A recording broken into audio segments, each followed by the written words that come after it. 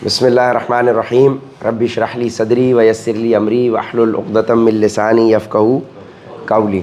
آج ہے 1 مارچ 2026، 11واں ہمارا روزہ ہے ماشاءاللہ، اور 12ویں سپارے کا ہم آج آغاز کریں گے اللہ کے حکم سے، اللہ کی توفیق سے۔ وما من دابۃ اس سپارے کا نام ہے، اور سورہ ہود کی آیت نمبر 6 سے یہ پارہ سٹارٹ ہوگا۔ پھر سورہ ہود 123 آیات پر مشتمل ہے، تو یہ 123ویں آیت پہ مکمل ہو جائے گی، اور پھر سورہ یوسف اسی سپارے میں سٹارٹ ہو جائے گی، اور سورہ یوسف کی 52 آیات اس سپارے میں مکمل ہوں گی۔ تو شروع کرتے ہیں اللہ کے نام سے۔ بسم اللہ الرحمن الرحیم۔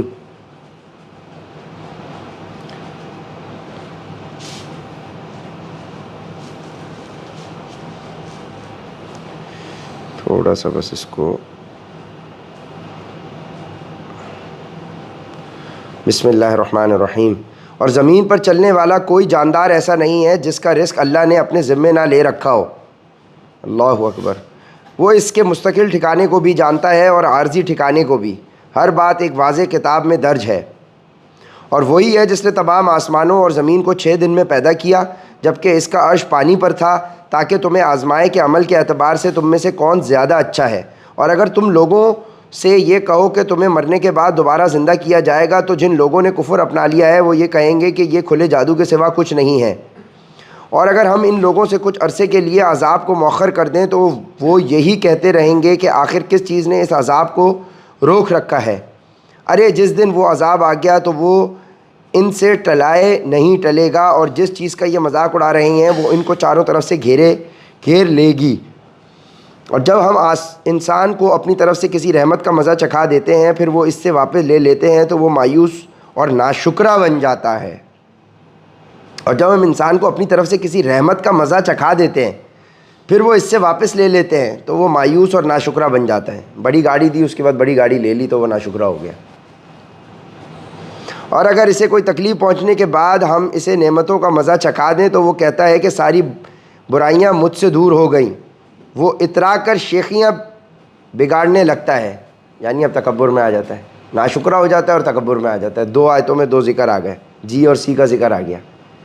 ہاں، مگر جو لوگ صبر سے کام لیتے ہیں اور نیک عمل کرتے ہیں وہ ایسے نہیں ہیں، ان کو مغفرت اور بڑا اجر نصیب ہوگا۔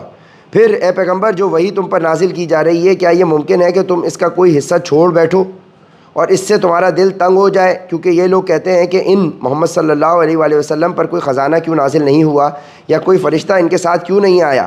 تم تو ایک آگاہ کرنے والے ہو اور اللہ سے جو ہر چیز کا مکمل اختیار رکھتا ہے۔ بھلا کیا یہ لوگ یوں کہتے ہیں کہ یہ وحی اس پیغمبر نے اپنی طرف سے گھڑ لی ہے؟ اے پیغمبر، ان سے کہہ دو کہ پھر تو تم بھی اس جیسی گھڑی ہوئی 10 صورتیں بنا لاؤ، اور اس کام میں مدد کے لیے اللہ کے سوا جس کو بلا سکو بلا لو، اگر تم سچے ہو۔ اس کے بعد اگر یہ تمہاری بات قبول نہ کریں تو اے لوگوں، یقین کر لو کہ یہ وحی صرف اللہ کے علم سے اتری ہے، اور یہ کہ اللہ کے سوا کوئی عبادت کے لائق نہیں ہے۔ تو کیا اب تم فرما بردار بنو گے؟ جو لوگ صرف دنیاوی زندگی اور اس کی سچ دھج چاہتے ہیں، ہم ان کے اعمال کا پورا صلہ اسی دنیا میں بھگتا دیں گے، اور یہاں ان کے حق میں کوئی کمی نہیں ہوگی۔ غور طلب آیت ہے۔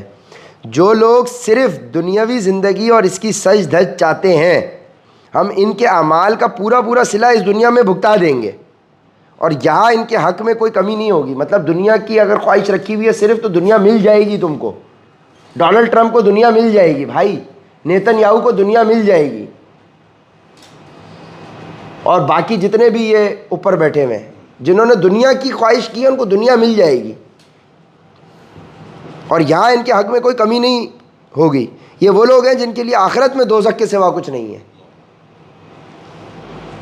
اور جو کچھ کارگزاری انہوں نے کی تھی وہ آخرت میں بیکار ہو جائے گی، اور جو عمل وہ کر رہے ہیں آخرت کے لحاظ سے کالعدم ہے۔ بھلا بتاؤ، اس کے اوپر بہترین وہ دعا ہے، ربنا آتنا فی الدنیا حسنہ وفی الآخرۃ حسنہ وقنا عذاب النار۔ بھلا بتاؤ کہ وہ شخص ان کے برابر کیسے ہو سکتا ہے جو اپنے رب کی طرف سے آئی ہوئی روشن ہدایت یعنی قرآن پر قائم ہو، جس کے پیچھے اس کی حقانیت کا ایک ثبوت تو خود اسی میں سے آیا ہے، اور اس سے پہلے موسیٰ کی کتاب بھی اس کی حقانیت کا ثبوت ہے، جو لوگوں کے لیے قابل اتباع اور باعث رحمت تھی۔ ایسے لوگ اس قرآن پر ایمان رکھتے ہیں، اور ان گروہوں میں سے جو شخص اس کا انکار کرے تو دوزخ ہی اس کی طے شدہ جگہ ہے، لہٰذا اس قرآن کے بارے میں شک میں نہ پڑو، یقین رکھو کہ یہ حق ہے جو تمہارے پروردگار کی طرف سے آیا ہے، لیکن اکثر لوگ ایمان نہیں لا رہے۔ اور اس شخص سے بڑا ظالم کون ہوگا جو اللہ پر جھوٹ باندھے؟ ایسے لوگوں کی ان کے رب کے پاس پیشی ہوگی اور گواہی دینے والے کہیں گے کہ یہ ہیں وہ لوگ جنہوں نے اپنے پروردگار پر جھوٹی باتیں لگائی تھیں۔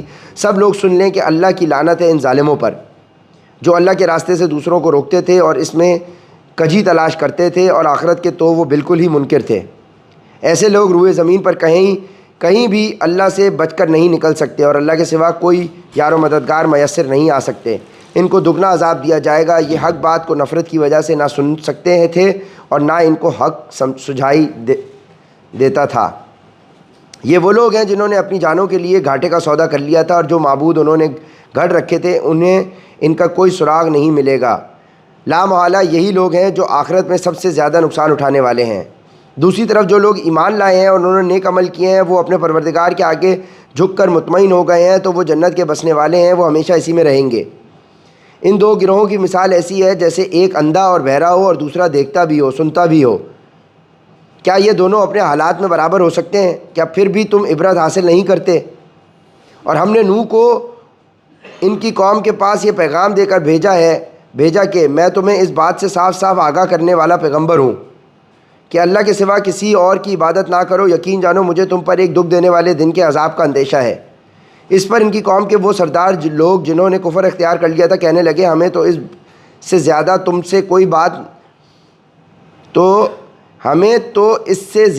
میں کوئی بات نظر نہیں آ رہی کہ تم ہم جیسے ہی ایک انسان ہو، اور ہم یہ بھی دیکھ رہے ہیں کہ صرف وہ لوگ تمہارے پیچھے لگے ہیں جو ہم میں سب سے زیادہ بے حیثیت ہیں، اور وہ بھی سطحی طور پر رائے قائم کر کے، اور ہمیں تم میں کوئی ایسی بات بھی دکھائی نہیں دیتی جس کی وجہ سے ہم پر تمہیں کوئی فضیلت حاصل ہو، بلکہ ہمارا خیال تو یہ ہے کہ تم سب جھوٹے ہو۔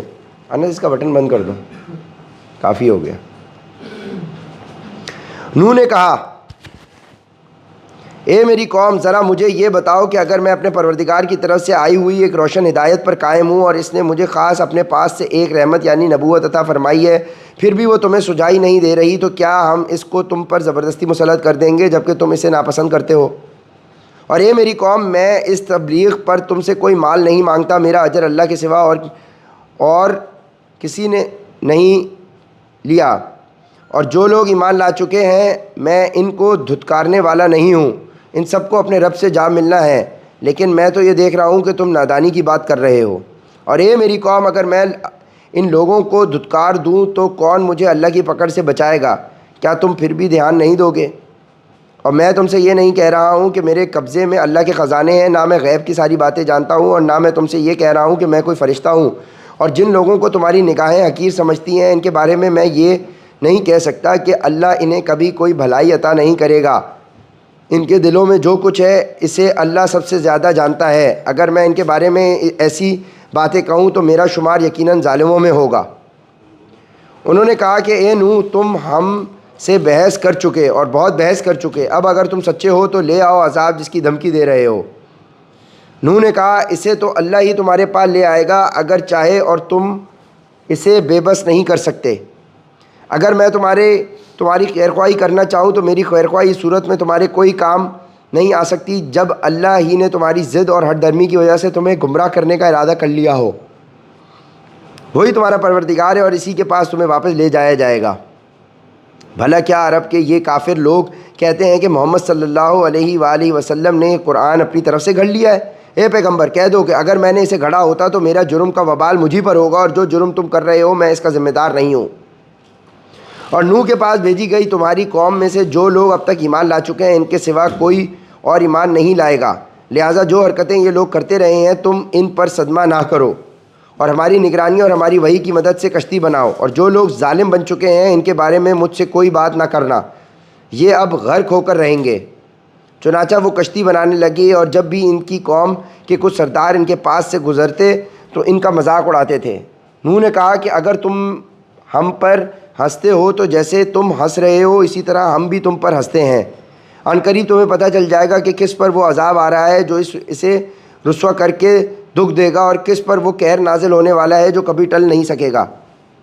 یہاں تک کہ جب ہمارا حکم آ گیا اور پانی ابل پڑا تو ہم نے نوح سے کہا کہ اس کشتی میں ہر قسم کے جانوروں میں سے 2 کے جوڑے سوار کر لو، اور تمہارے گھر والوں میں سے جن جن کے بارے میں پہلے کہا جا چکا ہے کہ وہ کفر کی وجہ سے غرق ہوں گے، ان کو چھوڑ کر باقی گھر والوں کو بھی، اور جتنے لوگ ایمان لائے ہیں ان کو بھی ساتھ لے لو۔ اور تھوڑے ہی سے لوگ تھے جو ان کے ساتھ ایمان لائے تھے۔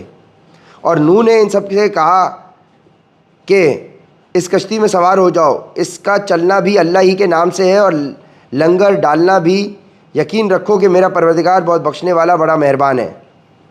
اور وہ کشتی پہاڑوں جیسی موجوں کے درمیان چلی جاتی تھی، اور نوح نے اپنے بیٹے کو سب سے الگ تھا آواز دی کہ بیٹے ہمارے ساتھ سوار ہو جاؤ اور کافروں کے ساتھ نہ رہو۔ وہ بولا میں ابھی کسی پہاڑ کی پناہ لے لوں گا جو مجھے پانی سے بچا لے گا۔ نوح نے کہا آج اللہ کے حکم سے کوئی کسی کو بچانے والا نہیں ہے سوائے اس کے جس پر وہ ہی رحم فرما دے۔ اس کے بعد ان کے درمیان موج حائل ہو گئی اور ڈوبنے والوں میں وہ بھی شامل ہوا، اور حکم ہوا کہ اے زمین اپنا پانی نگل لے، اور اے آسمان تھم جا۔ چنانچہ پانی اتر گیا اور سارا قصہ چکا دیا گیا۔ کشتی جودی پہاڑ پر آ ٹھہری، اور کہہ دیا گیا کہ بربادی ہے اس قوم کی جو ظالم ہو۔ جودی پہاڑ پر کشتی رک گئی آ کر، اور نوح نے اپنے پروردگار کو پکارا اور کہا کہ اے میرے پروردگار، میرا بیٹا میرے گھر ہی کا ایک فرد ہے، اور بے شک تیرا وعدہ سچا ہے، اور تو سارے حاکموں سے بڑھ کر حاکم ہے۔ اللہ نے فرمایا اے نوح، یقین جانو وہ تمہارے گھر والوں میں سے نہیں، وہ تو ناپاک عمل کا پلندہ ہے، لہٰذا مجھ سے ایسی چیز نہ مانگو جس کی تمہیں خبر نہیں۔ میں تمہیں نصیحت کرتا ہوں کہ تم نادانوں میں شامل نہ ہو۔ اسٹیبلش ہو گیا کہ ماں کے پیٹ سے نکلا ہوا یا آپ کا بیٹا نہیں ہے اگر وہ ایمان نہ لائے تو۔ اللہ کے آگے اللہ اوپر ہے بھائی، اللہ ٹاپ موسٹ پرائیورٹی ہے، پھر بیوی بچے کی کوئی حیثیت نہیں ہے، ان کی گھر والی بھی اور ان کا بیٹا بھی، وہ بھی اسی پانی میں اس عذاب میں غرق ہو گئے۔ نوح نے کہا میرے پروردگار میں آپ کی پناہ مانگتا ہوں اس بات سے کہ آئندہ آپ سے وہ چیز مانگوں جس کا مجھے علم نہیں، اور اگر آپ نے میری مغفرت نہ فرمائی اور مجھ پر رحم نہ کیا تو میں بھی ان لوگوں میں شامل ہو جاؤں گا جو برباد ہو گئے۔ فرمایا گیا کہ اے نوح اب کشتی سے اتر جاؤ، ہماری طرف سے وہ سلامتی اور برکتیں لے کر جو تمہارے لیے بھی ہیں اور تمہارے ساتھ جتنی قومیں ہیں ان کے لیے بھی، اور کچھ قومیں ایسی ہیں جن کو ہم دنیا میں لطف اٹھانے کا موقع دیں گے، پھر ان کو ہماری طرف سے ایک دردناک عذاب آ پکڑے گا۔ دنیا میں لطف اٹھانے کا موقع دیں گے کچھ قوموں کو۔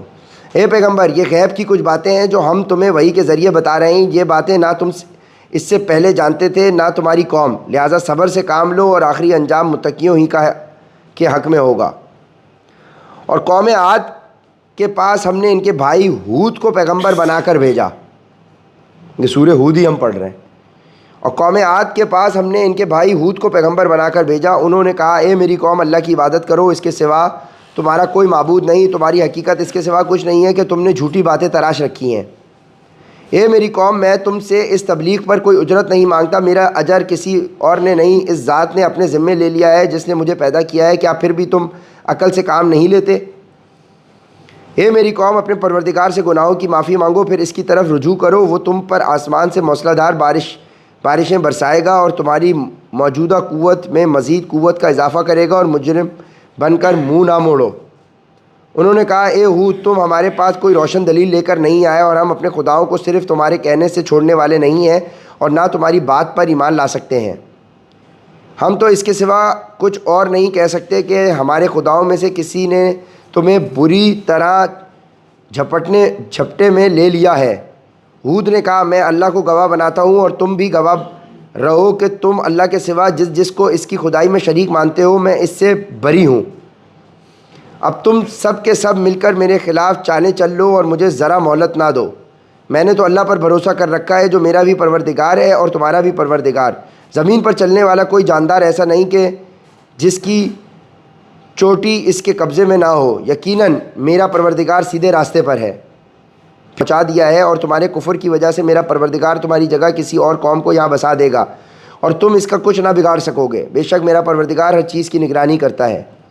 اور آخر کار جب ہمارا حکم آ گیا تو ہم نے اپنی رحمت کے ذریعے ہود کو اور جو لوگ ان کے ساتھ ایمان لائے تھے ان کو بچا لیا اور انہیں ایک سخت عذاب سے نجات دے دی۔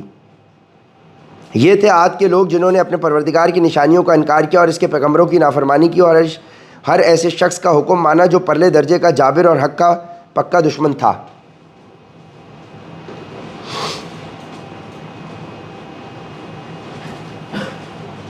اور اس کا نتیجہ یہ ہوا کہ اس دنیا میں بھی پھٹکار ان کے پیچھے لگا دی گئی اور قیامت کے دن بھی۔ یاد رکھو کہ قوم عاد نے اپنے رب کے ساتھ کفر کا معاملہ کیا تھا۔ یاد رکھو کہ بربادی عاد ہی کی ہوئی جو ہود کی قوم تھی۔ ابھی تک دو قوموں کا ذکر آ گیا، دیکھیں نوح کی بھی قوم کا ذکر آ گیا، حضرت نوح کی، اور حضرت ہود کی قوم کا ذکر آ گیا کہ انہوں نے آ کے بتایا کہ بھائی میں تو اللہ کا پیغمبر ہوں، پیغام پہنچانے والا ہوں، اللہ کی مانو، اللہ کی نہیں مانو گے تو گڑبڑ ہو جائے گی۔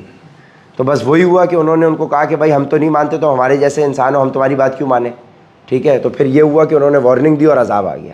تو یہ وہی اسی طرح سے نبیوں کا ذکر دوبارہ آنا شروع ہو گیا 10 سپاروں کے بعد جو شروع ہمارا سلسلہ چلا تھا، یہ ہمارا 12واں سپارہ چل رہا ہے۔ اور قوم سمود کے پاس ہم نے ان کے بھائی صالح کو پیغمبر بنا کر بھیجا۔ اب ہود کا بھی ذکر آ گیا، نوح کا بھی ذکر آ گیا، اب قوم سمود کا ذکر آ رہا ہے جس پر صالح کو پیغمبر بنا کر بھیجا۔ اور قوم سمود کے پاس ہم نے ان کے بھائی صالح کو پیغمبر بنا کر بھیجا۔ انہوں نے کہا اے میری قوم، اللہ کی عبادت کرو، اس کے سوا تمہارا کوئی معبود نہیں ہے، اس نے تم کو زمین سے پیدا کیا اور اس میں تمہیں آباد کیا، لہٰذا اس سے اپنے گناہوں کی معافی مانگو، پھر اس کی طرف رجوع کرو، یقین رکھو کہ میرا رب تم سے قریب بھی ہے، دعائیں قبول کرنے والا ہے۔ وہ کہنے لگے اے صالح، اس سے پہلے تو تم ہمارے درمیان اسی طرح رہے ہو کہ تم سے بڑی امیدیں وابستہ تھیں، جن بتوں کی عبادت ہمارے باپ دادا کرتے آئے ہیں، کیا تم ہمیں ان کی عبادت کرنے سے منع کرتے ہو؟ جس بات کی تم دعوت دے رہے ہو اس کے بارے میں تو ہمیں ایسا شک ہے جس نے ہمیں اضطراب میں ڈال دیا ہے۔ اور اللہ بتا رہا ہے کہ انہی میں سے جو لوگ ان کے ساتھ رہتے تھے، انہی میں سے ایک بندہ نکلتا تھا جو ان کو حق کا میسج دیتا تھا۔ کوئی الگ سے باہر سے بندہ آتا تو ظاہر سی بات ہے ان نون پرسن ہوتا، انہی کے اندر جو انسان رہتا تھا اسی نے ان کو حق کی بات بتائی۔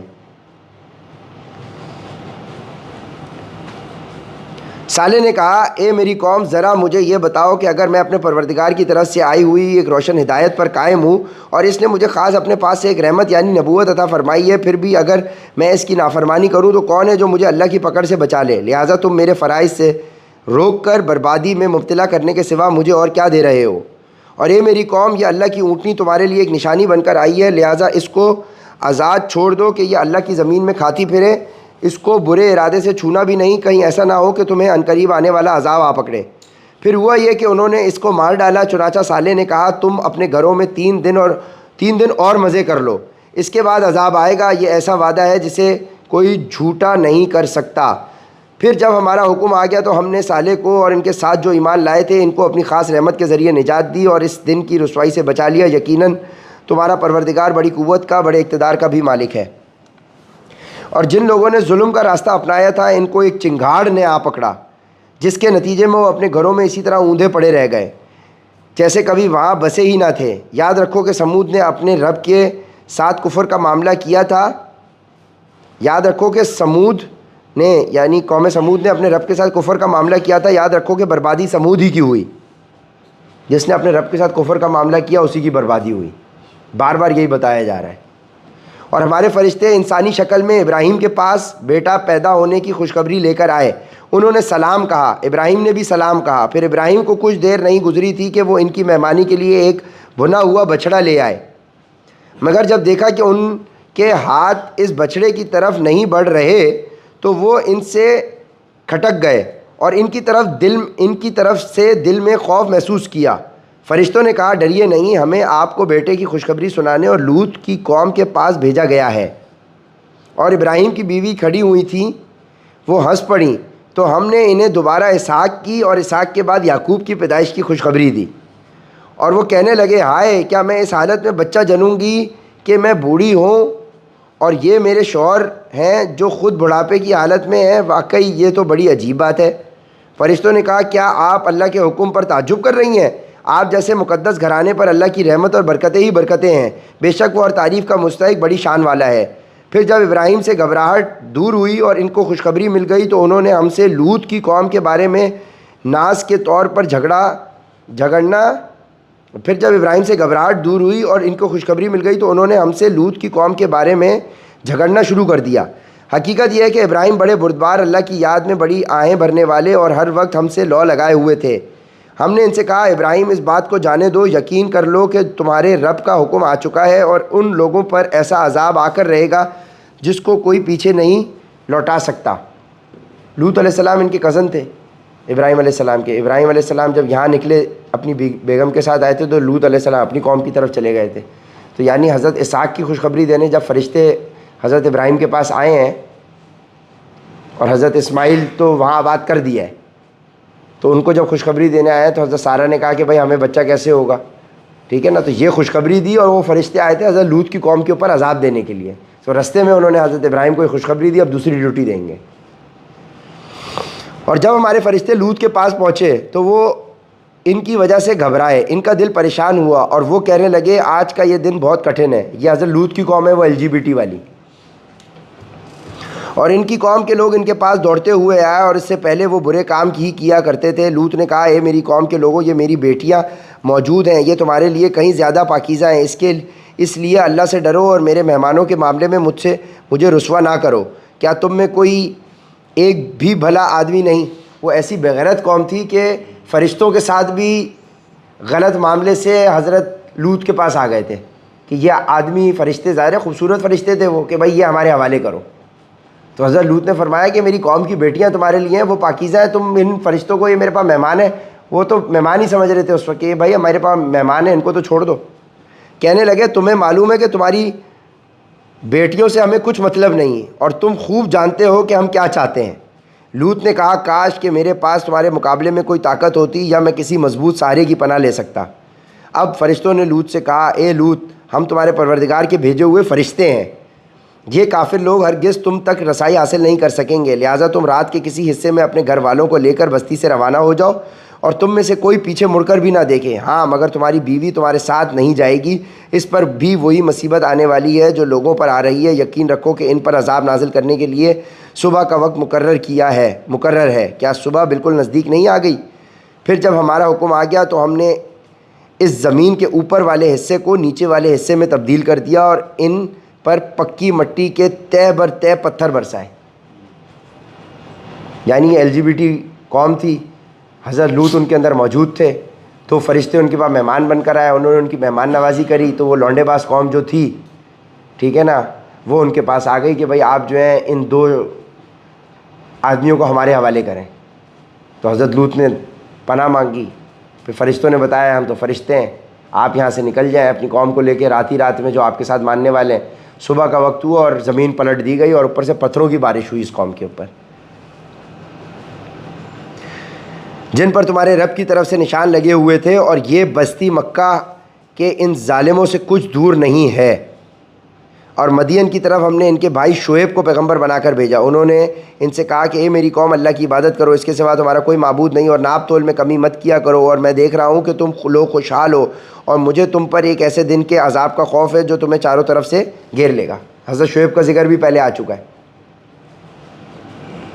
اور یہ میری قوم کے لوگوں، ناپ تول پورا کیا کرو اور لوگوں کو ان کی چیزیں گھٹا کر نہ دیا کرو، اور زمین میں فساد پھیلایا مت کرو۔ اگر تم میری بات مانو تو لوگوں کا حق ان کو دینے کے بعد جو اللہ کا دیا بچ جائے وہ تمہارے حق میں کہیں بہتر ہے، اور اگر نہ مانو تو میں تم پر پہرے دار مقرر نہیں ہوا ہوں۔ وہ کہنے لگے اے شعیب، کیا تمہاری نماز تمہیں یہ حکم دیتی ہے کہ ہمارے باپ دادا جن کی عبادت کرتے آئے تھے ہم انہیں بھی چھوڑ دیں اور اپنے مال و دولت کے بارے میں جو کچھ ہم چاہیں وہ بھی نہ کریں؟ واقعی تم بڑے عقل مند نیک چلن آدمی ہو۔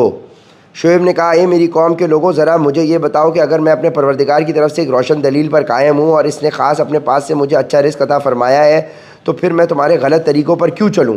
اور میرا ایسا کوئی ارادہ نہیں ہے کہ میں جس بات سے تمہیں منع کر رہا ہوں تمہارے پیچھے جا کر وہی کام خود کرنے لگوں۔ میرا مقصد اپنی استطاعت کی حد تک اصلاح کے سوا کچھ نہیں ہے، اور مجھے جو کچھ توفیق ہوتی ہے صرف اللہ کی مدد سے ہوتی ہے، اسی پر میں نے بھروسہ کر رکھا ہے اور اسی کی طرف ہر معاملے میں رجوع کرتا ہوں۔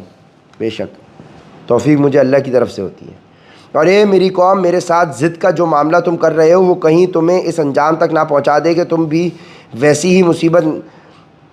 ویسی ہی مصیبت نازل ہو جیسی نوح کی قوم پر ہو، یا ہود کی قوم پر، یا صالح کی قوم پر نازل ہو چکی ہے، اور لوط کی قوم پر تو تم سے کچھ دور بھی نہیں۔ یعنی ہر پیغمبر اپنے پچھلی قوموں کا ریفرنس دے کے ان کو ڈرا رہا ہے کہ بھائی تم اپنے رب سے معافی مانگو، پھر اسی کی طرف رجوع کرو، یقین رکھو کہ میرا رب بڑا مہربان، بہت محبت کرنے والا ہے۔ اور آج ہمیں پاکستان میں بھی اور ہر مسلمان کو اپنے ملک کے اندر یہی کام کرنے کی ضرورت ہے کہ پچھلی قوموں کا ریفرنس دے کر بتائے. اب دیکھ لیں کہ آپ لوگ ہمارے ساتھ کیا ہوا ہے. ظلم کے اوپر ہم خاموش بیٹھے ہوئے ہیں. ایران کے اندر ان کے سپریم لیڈر کو مار دیا.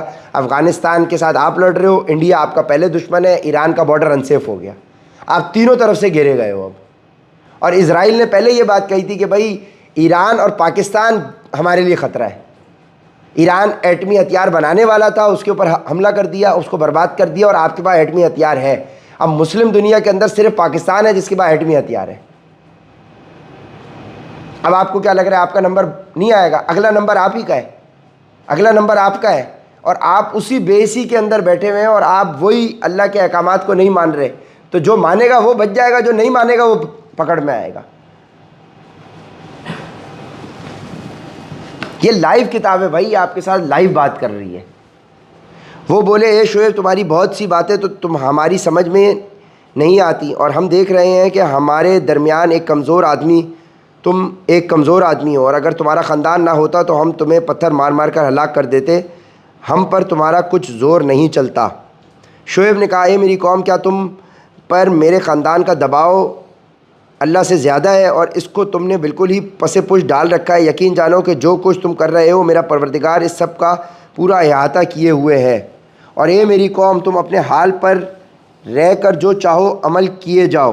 میں نے بھی اپنے طریقے کے مطابق عمل کر رہا ہوں. عنقریب تمہیں پتہ چل جائے گا کہ کس پر وہ عذاب نازل ہوگا جو اسے رسوا کر کے رکھ دے گا, اور کون ہے جو جھوٹا ہے. اور تم بھی انتظار کرو, میں بھی تمہارے ساتھ انتظار کر رہا ہوں.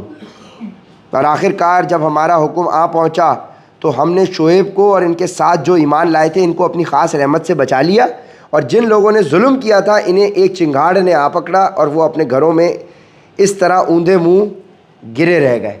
یعنی گھر میں موجود ہو گئے, تم سمجھ رہے ہوگا کہ تمہارے لیے تم پروٹیکشن کے اندر ہو, لیکن تمہیں وہیں پہ عذاب آ جائے گا. جیسے کبھی وہاں بسے ہی نہ تھے. یاد رکھو مدین کی بھی ویسی ہی بربادی ہوئی جیسی بربادی سمود کی ہوئی تھی. اور ہم نے موسیٰ کو اپنی نشانیوں اور روشن دلیل کے ساتھ پیغمبر بنا کر بھیجا. فرعون اور اس کے سرداروں کے پاس بھیجا تو انہوں نے فرعون ہی کی بات مانی, حالانکہ فرعون کی بات کوئی ٹھکانے کی بات نہیں تھی. وہ قیامت کے دن اپنی قوم کے آگے آگے ہوگا اور ان سب کو دوزخ میں لا اتارے گا, اور وہ بدترین گھاٹ ہے جس پر کوئی اترے. اور پھٹکار ہے اس دنیا میں بھی ان کے پیچھے لگا دی گئی ہے, اور قیامت کے دن بھی یہ بدترین صلہ ہوگا جو کسی کو دیا جائے. یہ ان بستیوں کے کچھ حالات ہیں جو ہم تمہیں سنا رہے ہیں. ان میں سے کچھ بستیاں وہ ہیں جو ابھی اپنی جگہ کھڑی ہیں, اور کچھ کٹی ہوئی فصل کی طرح بے نشان بن چکی ہیں. اور ان پر ہم نے کوئی ظلم نہیں کیا بلکہ انہوں نے خود اپنی جانوں پر ظلم کیا تھا, جس کا نتیجہ یہ ہوا کہ جب تمہارے پروردگار کا حکم آیا تو جن معبودوں کو وہ اللہ کے بجائے پکارا کرتے تھے وہ ان کے ذرا بھی کام نہ آئے, اور انہوں نے ان کو تباہی کے سوا اور کچھ نہیں دیا. اور جو بستیاں ظالم ہوتی ہیں تمہارا رب جب ان کو گرفت میں لے لیتا ہے تو اس کی پکڑ ایسی ہی ہوتی ہے. واقعی اس کی پکڑ بڑی دردناک, بڑی سخت ہے. ان ساری باتوں میں اس شخص کے لیے بڑی عبرت ہے جو آخرت کے عذاب سے ڈرتا ہو. وہ ایسا دن ہوگا جس کے لیے تمام لوگوں کو اکٹھا کیا جائے گا, اور وہ ایسا دن ہوگا جسے سب کے سب کھلی آنکھوں دیکھیں گے. ہم نے اسے ملتوی کیا ہے جو بس ایک گنی چنی مدت کے لیے ملتوی کیا ہے. جب وہ دن آ جائے گا تو کوئی اللہ کی اجازت کے بغیر بات نہیں کر سکے گا. پھر ان میں کوئی بدحال ہوگا اور کوئی خوشحال. ویسے ایران کی اپنی جو پبلک ہے نا, اس کے اندر بھی کوئی اسلام نافذ نہیں ہے. اگر آپ غور سے پڑھیں تو وہ بھی وہاں بہت شرک ہوتا ہے بھائی, وہاں بہت گڑبڑ ہو رہی ہے, وہاں پہ بھی بڑے معاملات ہیں. تو ہم پیچھے پڑ چکے ہیں. اللہ بغیر کسی پہ ذرہ برابر ظلم نہیں کرتا. تو اگر ان کے اوپر, اور اللہ نے پیچھے اپنے پڑھ چکے ہیں کہ ظالم کے اوپر ظالم مسلط کرتا ہے, تبھی دنیا کا نظام بیلنس رہتا ہے. تو اس میں سے جو نیک لوگ ہیں ان کو اللہ شہید شہادت کا رتبہ دے دے گا, اور ان کو اس گندگی سے نکال دے گا. باقیوں کے اوپر عذاب آئے گا. اور دجال نے اپنی ٹیم کے ساتھ بھی اصفہان علاقے سے ہی نکلنا ہے, جو یہودیوں کے ساتھ نکلنا ہے جو ایران میں موجود ہے. اس کا مطلب کہ اگر اللہ کے نبی کی پیشن گوئیاں ہیں کہ اصفہان علاقے سے یہودیوں نے نکلنا ہے امام مہدی کے اگینسٹ, تو اس کا مطلب یہودی وہاں آباد ہوں گے نا. تو انڈرسٹوڈ ہے کہ بھائی اس وقت ان کا غلبہ ہو جائے گا. اور یہ بھی حدیث ہے, برباد سندھ من الہند، سندھ کی بربادی ہند سے، اینڈ برباد الہند من الصین، ہند کی بربادی چین سے. اور سندھ کے اندر تو اس وقت اب آپ انتظار میں رہیں. اللہ ہمیں کسی بڑی آزمائش سے بچائے. چنانچہ جو بدحال ہوں گے وہ دوزخ میں ہوں گے، جہاں ان کی چیخنے چلانے کی آوازیں آئیں گی. یہ اس میں ہمیشہ ہمیشہ رہیں گے جب تک آسمان اور زمین قائم ہے، الا یہ کہ تمہارے رب ہی کو کچھ اور منظور ہو. یقیناً تمہارا رب جو ارادہ کر لے اس پر اچھی طرح عمل کرتا ہے. اور دیکھو ہم نے پیچھے پڑھا ہے کہ بھائی ہر پیغمبر نے یہ کہا کہ آپ گڑبڑ کر رہے ہو، اللہ سے رجوع کرو اور استغفار کرو تو اللہ تمہیں بچا لے گا. استغفار کرنے والوں کو اللہ نے بچا لیا. تو کہنے کا مقصد ہے کہ اپنے گریبان میں جھانک کر اپنی استغفار کی جائے، اپنے گناہوں سے اپنے آپ کو ٹھیک کیا جائے. یہ ہے فارمولہ بچنے کا، استغفار. اللہ کی پناہ میں جانا فارمولہ ہے بچنے کا. لیکن اگر آپ صرف محض قرآن پاک سنتے رہے لیکن عمل نہیں کیا تو کوئی فائدہ نہیں ہے. سن تو وہ لوگ بھی رہے تھے نا، ان کی قوم کے لوگ، وہ تو پیغمبر ڈائریکٹ ان کو آگے سنا رہے تھے. اور جو لوگ خوشحال ہوں گے وہ جنت میں ہوں گے جس میں وہ ہمیشہ ہمیشہ رہیں گے جب تک آسمان اور زمین قائم ہے، الا یہ کہ تمہارے رب ہی کو کچھ اور منظور ہو. یہ ایک ایسی عطا ہوگی جو کبھی ختم ہونے میں نہیں آئے گی. لہٰذا اے پیغمبر یہ مشرکین جن بتوں کی عبادت کرتے ہیں ان کے بارے میں ذرا بھی شک میں نہ رہنا. یہ تو اسی طرح عبادت کر رہے ہیں جیسے ان کے باپ دادے پہلے ہی عبادت کیا کرتے تھے، اور یقین رکھو کہ ہم ان سب کو ان کا حصہ پورا پورا چکا دیں گے جس میں کوئی کمی نہیں کی جائے گی. اور ہم نے موسیٰ کو کتاب دی تھی تو اس میں بھی اختلاف کیا گیا تھا، اور اگر تمہارے پروردگار کی طرف سے ایک بات پہلے ہی طے نہ ہو چکی ہوتی کہ ان کو پورا عذاب آخرت میں دیا جائے گا تو ان کا فیصلہ یہیں دنیا میں ہو چکا ہوتا، اور یہ لوگ اس کے بارے میں ابھی تک سخت قسم کے شک میں پڑے ہوئے ہیں. اور یقین رکھو کہ سب لوگوں کا معاملہ یہی ہے کہ تمہارا پروردگار ان کے اعمال کا بدلہ پورا پورا دے گا. یقیناً وہ ان کے تمام اعمال سے پوری طرح باخبر ہے. لہٰذا اے پیغمبر جس طرح تمہیں حکم دیا گیا ہے اس کے مطابق تم بھی سیدھے راستے پر ثابت قدم رہو، اور وہ لوگ بھی جو توبہ کر کے تمہارے ساتھ ہیں، اور حد سے آگے نہ نکلو. یقین رکھو کہ جو عمل بھی تم کرتے ہو وہ اسے پوری طرح دیکھتا ہے. اور مسلمانوں ان ظالموں کی طرف ذرا بھی نہ جھکنا، کبھی دوزخ کی آگ تمہیں بھی آ پکڑے. اور مسلمانوں ان ظالم لوگوں کی طرف ذرا بھی نہ جھکنا. اے مسلمانوں ان ظالم لوگوں کی طرف ذرا بھی نہ جھکنا، کبھی دوزخ کی آگ تمہیں بھی آ پکڑے اور تمہیں اللہ کو چھوڑ کر کسی قسم کے دوست میسر نہ آئے، پھر تمہاری کوئی مدد بھی نہ کرے. ظالم لوگوں کی طرف ذرا بھی نہ جھکنا، اسرائیل اور امریکہ کی طرف نہ جھکنا. امریکہ میں لوگ کھڑے ہو گئے کہ بھائی ہمیں جنگ نہیں چاہیے. ممدانی نے بھی کہہ دیا کہ بھائی غلط کر رہے ہیں. ان کے اپنے ملک میں کہہ رہے ہیں کہ بھائی آپ ظالم بنے ہوئے ہو، اور ہم کس کی طرف جھکے ہوئے ہیں؟ انہی کی طرف جھکے ہوئے ہیں. تو اب اللہ کیا کہہ رہا ہے؟ دوزخ کی آگ تمہیں بھی آ پکڑے اور تمہیں اللہ کو چھوڑ کے کسی قسم کے دوست میسر نہیں آئیں گے، پھر تمہاری کوئی مدد نہیں کر سکے گا. اور اے پیغمبر دن کے دونوں سروں پر اور رات کے کچھ حصوں میں نماز قائم کرو. یقیناً نیکیاں برائیوں کو مٹا دیتی ہیں. یہ ایک نصیحت ہے ان لوگوں کے لیے جو نصیحت مانیں، اور صبر سے کام لو اس لیے کہ اللہ نیکی کرنے والوں کا اجر ضائع نہیں کرتا. تم سے پہلے جو امتیں گزری ہیں بھلا ان میں ایسے لوگ کیوں نہ ہوئے جن کے پاس اتنی بچی کچی سمجھ تو ہوتی کہ وہ لوگوں کو زمین میں فساد مچانے سے روکتے. ہاں تھوڑے سے لوگ تھے جن کو ہم نے عذاب سے نجات دی تھی، اور جو لوگ ظالم تھے وہ جس عیش و عشرت میں تھے اس کے پیچھے لگے رہے اور جرائم کا ارتکاب کرتے رہے. دبئی ابو دھابی بھی عیاشی کا اڈا ہے. دیکھ لیا آپ نے، وہاں پہ بھی بم برسنا شروع ہو گئے. ٹرمینل 3 دبئی ایئرپورٹ کے اوپر بھی حملہ ہو گیا. آپ کو کیا لگ رہا ہے آپ بچ جائیں گے؟ عیاشی کا اڈا ہے اڈا دبئی اور ابو دھابی. اور ابھی سعودی عرب نیوم سٹی بنا رہا ہے اسرائیل کے بالکل بارڈر کے ساتھ. عیاشی کے اڈے ہیں یہ. اور تمہارا پروردگار ایسا نہیں ہے کہ بستیوں پر ظلم کر کے انہیں تباہ کر دے جبکہ ان کے باشندے صحیح روش پر چل رہے ہوں. یہ دیکھو، اور تمہارا پروردگار ایسا نہیں ہے کہ بستیوں پر ظلم کر کے انہیں تباہ کر دے جبکہ ان کے باشندے صحیح روش پر چل رہے ہوں. یعنی اگر بستیاں تباہ کی جائیں گی تو وہ صحیح راستے پر نہیں چل رہے ہوں گے، تبھی تباہ کی جائیں گی. اور تمہارا پروردگار ایسا نہیں ہے کہ بستیوں پر ظلم کر کے انہیں تباہ کر دے جبکہ ان کے باشندے صحیح روش پر چل رہے ہیں. تو جو ہو رہا ہے بھائی ہر جگہ اللہ کے حکم سے ہی ہو رہا ہے. سب اپنے اپنے گناہوں کا کفارہ ادا کر رہے ہیں. اور اگر تمہارا پروردگار چاہتا تو تمام انسانوں کو ایک ہی طریقے کا پیروکار بنا دیتا، مگر کسی کو زبردستی کسی دین پر مجبور کرنا حکمت کا تقاضا نہیں ہے، اس لیے انہیں اپنے اختیار سے مختلف طریقے اپنانے کا موقع دیا گیا ہے اور وہ اب ہمیشہ مختلف راستوں پر ہی رہیں گے. البتہ جن پر تمہارا پروردگار رحم فرمائے گا ان کی بات اور ہے کہ اللہ انہیں حق پر قائم رکھے، اور اسی امتحان کے لیے اس نے ان کو پیدا کیا ہے. اور تمہارے رب کی وہ بات پوری ہوگی جو اس نے کہی تھی کہ میں جہنم کو جنات اور انسانوں دونوں سے بھر دوں گا. اور اے پیغمبر، گزشتہ پیغمبروں کے واقعات میں سے وہ سارے واقعات ہم تمہیں سنا رہے ہیں جن سے ہم تمہارے دل کو تقویت پہنچائیں، اور ان واقعات کے ضمن میں تمہارے پاس جو بات آئی ہے وہ خود بھی حق ہے اور تمام مومنوں کے لیے نصیحت اور یاد دہانی بھی ہے.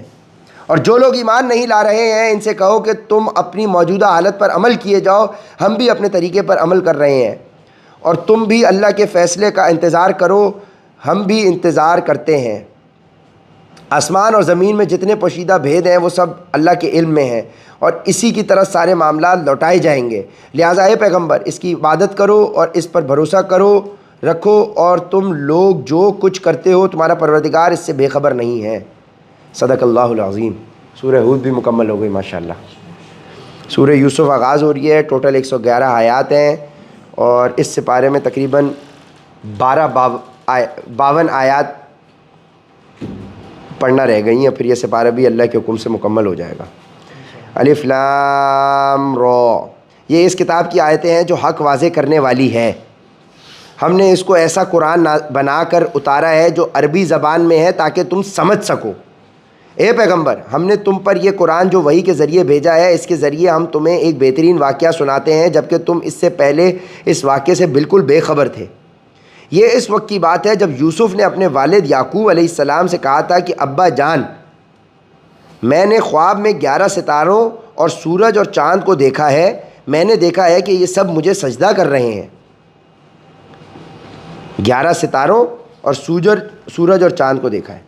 انہوں نے کہا بیٹا اپنا یہ خواب اپنے بھائیوں کو نہ بتانا، کہیں ایسا نہ ہو کہ وہ تمہارے لیے کوئی سازش تیار کریں، کیونکہ شیطان انسان کا کھلا دشمن ہے. اور اسی طرح تمہارا پروردگار تمہیں نبوت کے لیے منتخب کرے گا اور تمہیں تمام باتوں کا صحیح مطلب نکالنا سکھائے گا، جس میں خوابوں کی تعبیر کا علم بھی داخل ہے. اور تم پر اور یعقوب کی اولاد پر ایک نعمت اسی طرح پوری کرے گا جیسے اس نے اس سے پہلے تمہارے ماں باپ پر اور ابراہیم اور اسحاق پر پوری کی تھی. یقیناً تمہارا پروردگار علم کا بھی مالک ہے اور حکمت کا بھی مالک. حقیقت یہ ہے کہ جو لوگ تم سے یہ واقعہ پوچھ رہے ہیں ان کے لیے یوسف اور ان کے بھائیوں کے حالات میں بڑی نشانیاں ہیں. یہ اس وقت کا واقعہ ہے جب یوسف ان کے سوتیلے بھائیوں کے آپس میں کہا تھا کہ یقینی طور پر ہمارے والد کو ہمارے مقابلے میں یوسف اور اس کے حقیقی بھائی بنیامین سے زیادہ محبت ہے، حالانکہ ہم ان کے لیے ایک مضبوط جتھا بنے ہوئے ہیں. ہمیں یقین ہے کہ ہمارے والد کسی کھلی غلط فہمی میں مبتلا ہیں. اب اس کا حل یہ ہے کہ یوسف کو قتل ہی کر ڈالو یا اسے کسی اور سرزمین میں پھینک آؤ تاکہ تمہارے والد کی ساری توجہ خالص تمہاری طرف ہو جائے، اور یہ سب کرنے کے بعد پھر توبہ کر کے نیک بن جاؤ. بھائی آپس میں ایک دوسرے سے جیلس ہیں. 11 بھائی تھے، 12ویں حضرت یوسف تھے اور 13ویں بنیامین ان کے بھائی. وہ 2 الگ والدہ سے تھے، یہ 11 بھائی الگ والدہ سے تھے. سب سے چھوٹے تھے حضرت یوسف، تو ان کے والد صاحب ان سے لگاؤ رکھتے تھے، تو 11 بھائیوں کو جیلسی ہو گئی. اس جیلسی کی بنا پہ کہہ رہے ہیں کہ ان کو کسی اور جگہ چھوڑاؤ یا قتل ہی کر ڈالو تاکہ والد صاحب کی توجہ ہمارے پر ہو جائے. انہی میں سے ایک کہنے والے نے کہا یوسف کو قتل تو نہ کرو، البتہ اگر تمہیں کچھ کرنا ہی ہے تو اسے کسی اندھے کنویں میں پھینکاؤ تاکہ کوئی قافلہ اسے اٹھا کر لے جائے. چنانچہ ان بھائیوں نے اپنے والد سے کہا کہ ابا یہ آپ کو کیا ہو گیا ہے کہ آپ یوسف کے معاملے میں ہم پر اطمینان نہیں کرتے، حالانکہ اس میں کوئی شک نہیں ہونا چاہیے کہ ہم اس کے پکے خیرخواہ ہیں. کل آپ اسے ہمارے ساتھ تفریح کے لیے بھیج دیجئے تاکہ وہ کھائے پیے اور کھیل کود کر لے، اور یقین رکھیے کہ ہم اس کی پوری حفاظت کریں گے. یعقوب نے کہا تم اسے لے جاؤ گے تو مجھے اس کی جدائی کا غم ہوگا، اور مجھے یہ اندیشہ بھی ہے کہ کسی وقت تم اس سے تم اس کی طرف سے غافل ہو تو کوئی بھیڑیا اسے کھا جائے۔ وہ بولے ہم ایک مضبوط جتھے کی شکل میں ہیں، اب اگر پھر بھی بھیڑیا اسے کھا جائے تو ہم تو بالکل ہی گئے گزرے ہوں گے۔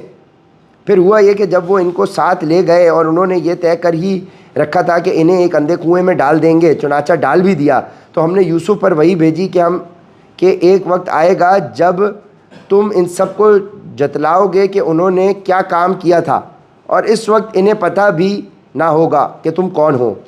اور رات کو وہ سب اپنے باپ کے پاس روتے ہوئے پہنچ گئے، کہنے لگے ابا جی یقین جانیے ہم دوڑنے کا مقابلہ کرنے چلے گئے تھے اور ہم نے یوسف کو اپنے سامان کے پاس چھوڑ دیا تھا، اتنے میں ایک بھیڑیا اسے کھا گیا، اور آپ ہماری بات کا یقین نہیں کریں گے چاہے ہم کتنے ہی سچے ہوں۔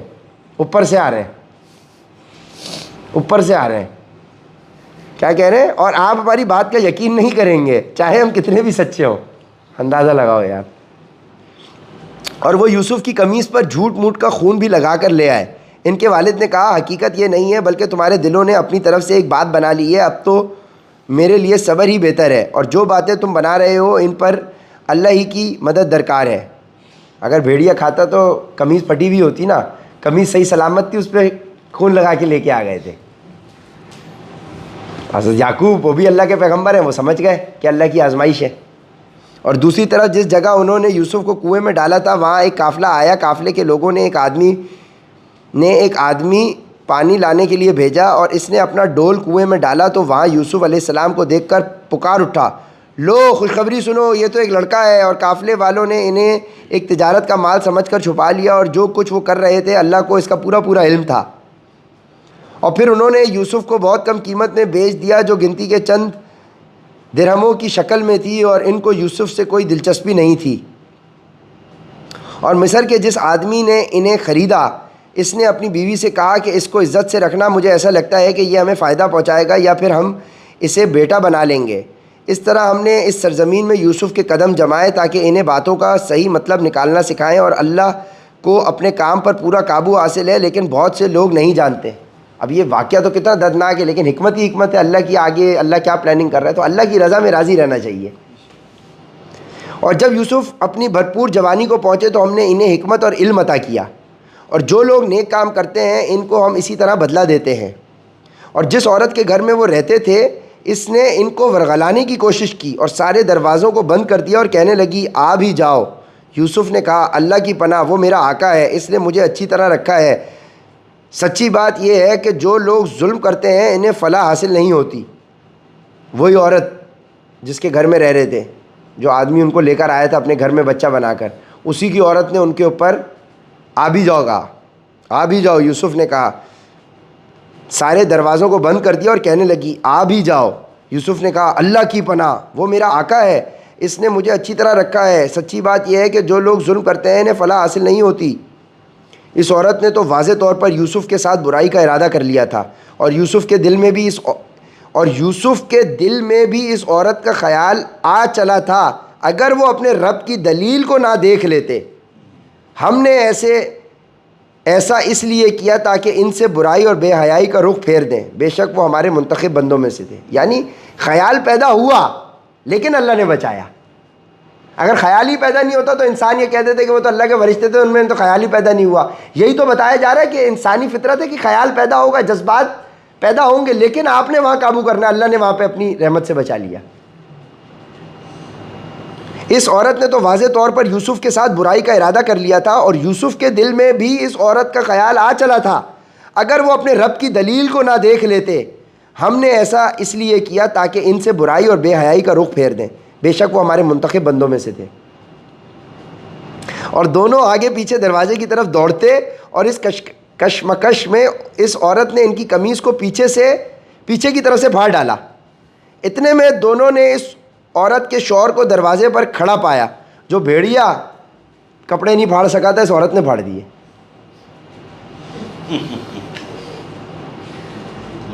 اس عورت نے ان کے قمیص کو پیچھے کی طرف سے پھاڑ ڈالا۔ اتنے میں دونوں نے اس عورت کے شوہر کو دروازے پر کھڑا پایا۔ اللہ اکبر۔ اتنے میں دونوں نے اس عورت کے شوہر کو دروازے پر کھڑا پایا۔ اس عورت نے فوراً بات بنا لی کہ بنانے کے لیے اپنے شوہر سے کہا کہ جو کوئی تمہاری بیوی کے ساتھ برائی کا ارادہ کرے اس کی سزا اس کے سوا اور کیا ہے کہ اسے قید کر دیا جائے یا کوئی اور دردناک سزا دی جائے. اندازہ لگاؤ, عورت کی چال بازی دیکھو. ایک وہ اس کے 11 بھائی, یوسف کے 11 بھائی, اور اس کی چال بازی دیکھیں آپ. یوسف نے کہا, اور یعقوب کا لقب ہے اسرائیل.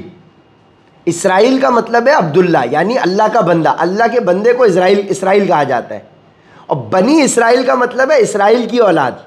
اور یعقوب کی اولاد, یعقوب کے یہ 11-12 بیٹے آ گئے, اسی سے آگے بنی اسرائیل کہلاتی ہے.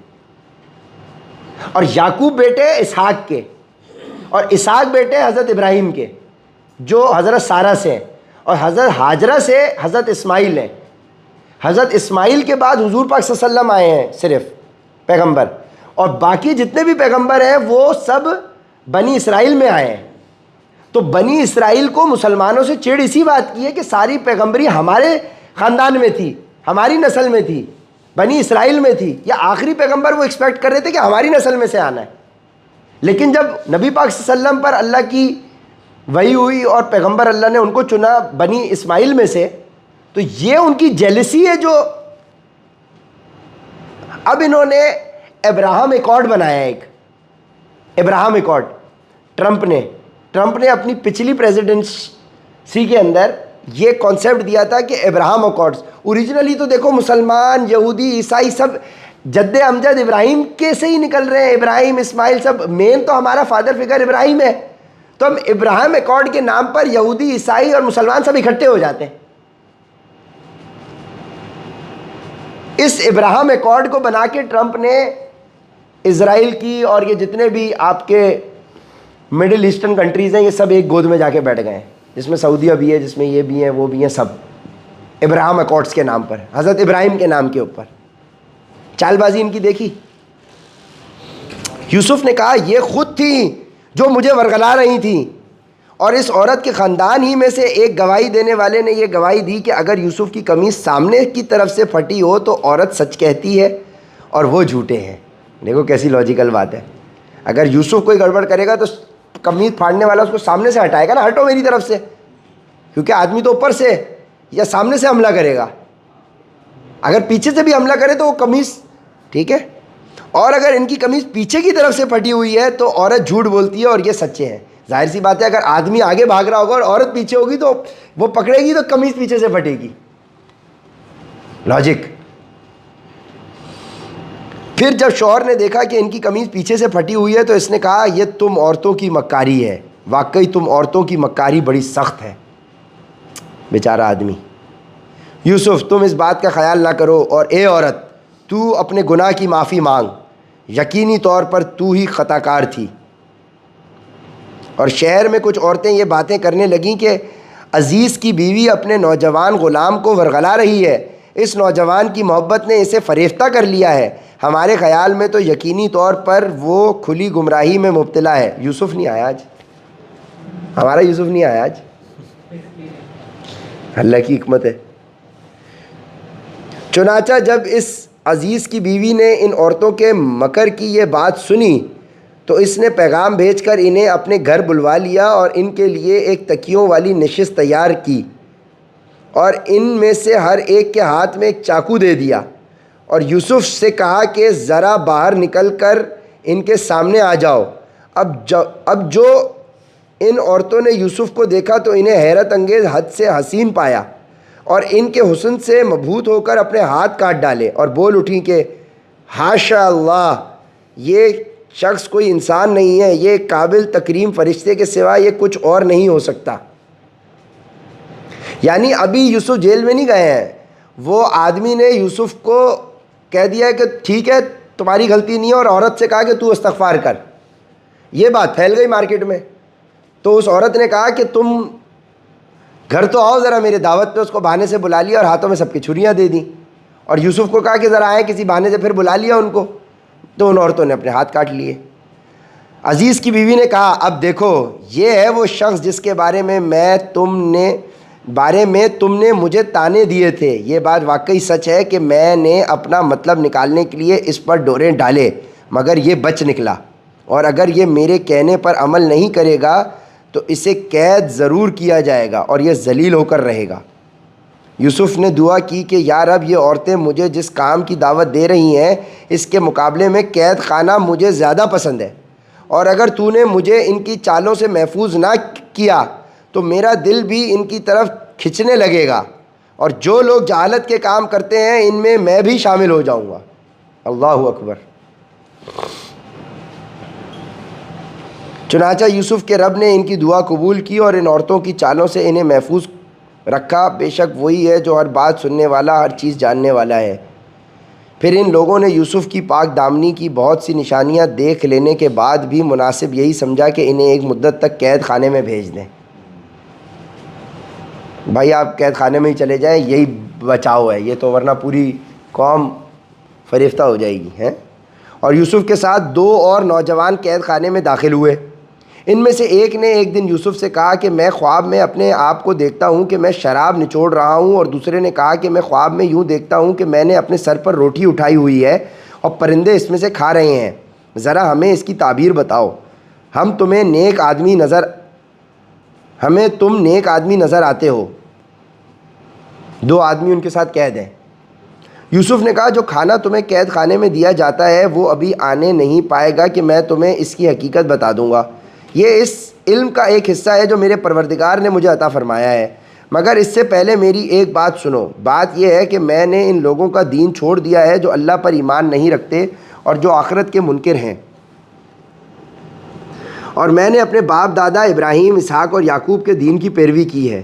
ہمیں یہ حق نہیں ہے کہ اللہ کے ساتھ کسی بھی چیز کو شریک ٹھہرائیں۔ یہ توحید کا عقیدہ ہم پر اور تمام لوگوں پر اللہ کے فضل کا حصہ ہے، لیکن اکثر لوگ اس نعمت کا شکر ادا نہیں کرتے۔ اے میرے قید خانے کے ساتھیوں، کیا بہت سے متفرق رب بہتر ہیں یا وہ ایک اللہ جس کا اقتدار سب پر چھایا ہوا ہے؟ یعنی وہ خواب کی تعبیر پوچھ رہے ہیں، وہ بتانے سے پہلے توحید کا درس دے دیا، ٹھیک ہے نا؟ تو تمہارے پاس کوئی آئے پلان لینے کے لیے، کنسلٹیشن پروسیجر تو بتائے، تو موقع جان کے پہلے اللہ کا میسج دے دو، وقت پوائنٹ کی بات بتاؤ، لیکن وہ موقع مل گیا نا کہ وہ تمہاری بات سننا چاہ رہا ہے، تمہاری بات پہ اس کو ٹرسٹ ہے، تو وہ موقع غنیمت جان کے اللہ کا میسج پہنچا دو۔ اس کے سوا جس کی تم عبادت کرتے ہو ان کی حقیقت چند ناموں سے زیادہ نہیں ہے جو تم نے اور تمہارے باپ دادوں نے رکھ لیے ہیں۔ اللہ نے ان کے حق میں کوئی دلیل نہیں اتاری ہے، حاکمیت اللہ کے سوا کسی کو حاصل نہیں ہے۔ اسی نے یہ حکم دیا ہے کہ اس کے سوا کسی کی عبادت نہ کرو، یہی سیدھا سیدھا دین ہے، لیکن اکثر لوگ نہیں جانتے۔ اے میرے قید خانے کے ساتھیوں، اب اپنے خوابوں کی تعبیر سنو۔ پہلے انہوں نے خوابوں کی تعبیر پوچھی، یا اللہ کا پورا میسج دے دیا، یار میں اب اس دین پر نہیں ہوں جو میری قوم کا دین ہے، میں ایک اللہ کو ماننے والا ہوں، اپنے باپ دادا کے دین کے اوپر ہوں۔ تم بہت سارے اللہوں کو مان رہے ہو، یا ایک کو مان لو، زیادہ اچھا ہے۔ اے میرے قید خانے کے ساتھیوں، اب اپنے خوابوں کی تعبیر سنو۔ تم میں سے ایک کا معاملہ تو یہ ہے کہ وہ قید سے آزاد ہو کر اپنے آقا کو شراب پلائے گا، رہا دوسرا تو اس سے سولی دے دی جائے گی، جس کے نتیجے میں پرندے اس کے سر کو نوچ نوچ کر کھائیں گے۔ جس معاملے میں تم پوچھ رہے تھے اس کا فیصلہ اسی طرح ہو چکا ہے۔ اور اپنا کام چھوٹا سا تھا، تعبیر ایک لائن میں بتا دی، صحیح ہے نا؟ تو وہی والی بات ہے کہ اللہ کے میسج کے اوپر ٹائم لگایا جائے گا، کام تو آپ گھر سے کر لیں گے، وہ تو چھوٹا سا کام ہے، سمجھ میں آئی؟ کلائنٹ آیا انس بھائی آپ کے پاس، اللہ کا ذکر 80%، پلان تو کنسلٹیشن پروسیجر تو 20 منٹ ہے، 20%۔ اور ان دونوں میں سے جس کے بارے میں ان کا گمان تھا کہ وہ رہا ہو جائے گا، اس سے یوسف نے کہا کہ اپنے آقا سے میرا بھی تذکرہ کر دینا۔ پھر ہوا یہ کہ شیطان نے اس کو یہ بات بھلا دی کہ وہ اپنے آقا سے یوسف کا تذکرہ کرتا، چنانچہ وہ کئی برس قید خانے میں رہے۔ اللہ اکبر۔ اور چند سال بعد مصر کے بادشاہ نے اپنے درباریوں سے کہا کہ میں خواب میں کیا دیکھتا ہوں کہ